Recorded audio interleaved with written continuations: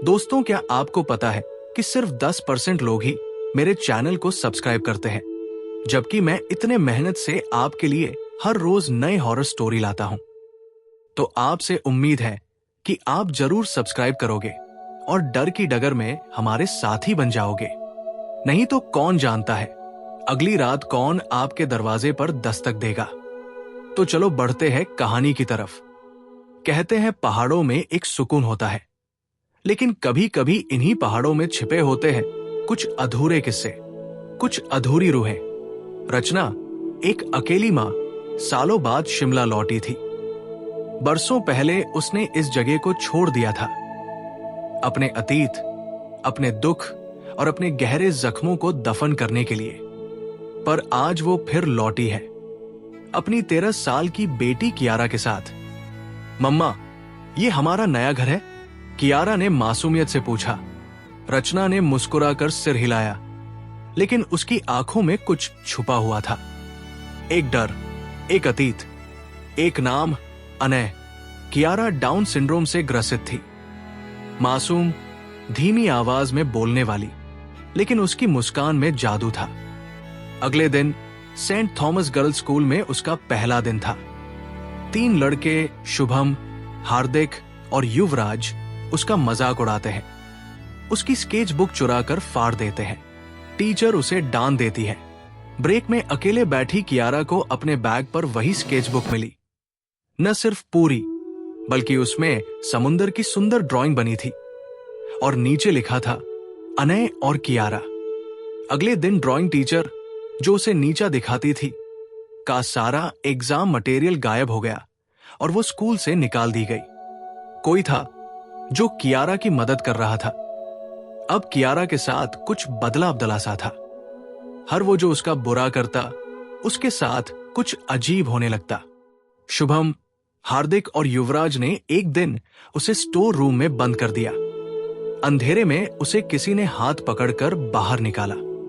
उधर वो तीनों कॉरिडोर में अंधेरे में फंस गए। एक सफेद साया हवा में आया और तीनों को दीवार से चिपका दिया। वो परछाई बिल्कुल अनय जैसी थी। अगली सुबह तीनों बुखार में तप रहे थे, बड़बड़ा रहे थे। कियारा, माफ कर दो। सीसीटीवी फुटेज से पता चला कियारा कभी अकेली नहीं थी। हर जगह एक धुंधला साया उसके पीछे था। रचना को बुलाया गया। कियारा बोली, वो अनय है, मेरा भाई। रचना टूट गई। उसने बताया, कियारा और अनय जुड़वा थे, दोनों डाउन सिंड्रोम से ग्रसित। एक रात नशे में धुत उसके पिता देव ने अनय को मार दिया और रचना कियारा को लेकर भाग गई। अब समझ आ गया था, अनय की आत्मा अभी भी बहन के साथ है। रचना ने अनय की एक तस्वीर देखी और खिड़की से देखा। सामने पहाड़ी पर वही साया खड़ा था। अब स्कूल में आदित्य नाम का नया लड़का आया। वो कियारा का मजाक उड़ाता है। वो उसे पुराने हॉस्टल में चैलेंज करता है। कियारा वहां जाती है और वहां उसे मिलता है अनय। अनय पहली बार गुस्से में दिखता है। मैं यही मरा था कियारा। मम्मा सो रही थी और मैं बस तुम्हारे लिए रुका था। रचना ने पुलिस में पति की गुमशुदगी फिर से दर्ज कराई। पता चला देव भी उसी समय एक्सीडेंट में मर चुका था। शायद उसकी आत्मा भी भटक रही थी। अब स्कूल में और घटनाएं हुई। आदित्य और उसके दोस्त बाथरूम में फंस गए। दीवार पर लिखा था, मैं सब देख रहा हूं। अब पूरा स्कूल डर चुका था। रचना ने कहा, अब मेरी बेटी सबसे ज्यादा महफूज है, क्योंकि उसका भाई उसके साथ है। रचना एक तांत्रिक पंडित से मिलती है। अनय की आत्मा को शांति तभी मिलेगी जब उसका अंतिम संस्कार होगा। वो पुराने मकान में जाती है जहां अनय की मृत्यु हुई थी। कियारा दीवार पर हाथ रखती है। भाई यही था मम्मा। अनय प्रकट होता है, मम्मा, मैं अब मुक्त होना चाहता हूं। लेकिन उससे पहले एक अधूरा काम बचा था। वो स्कूल की मिस सुषमा को डराने आता है, तूने मेरी बहन का मजाक उड़ाया, अब मेरी बहन जवाब देगी। कियारा दौड़ती हुई आती है, भाई नहीं, अब मत डरा किसी को, मैं अब अकेली नहीं हूं। तू मेरी ताकत है और रहेगा।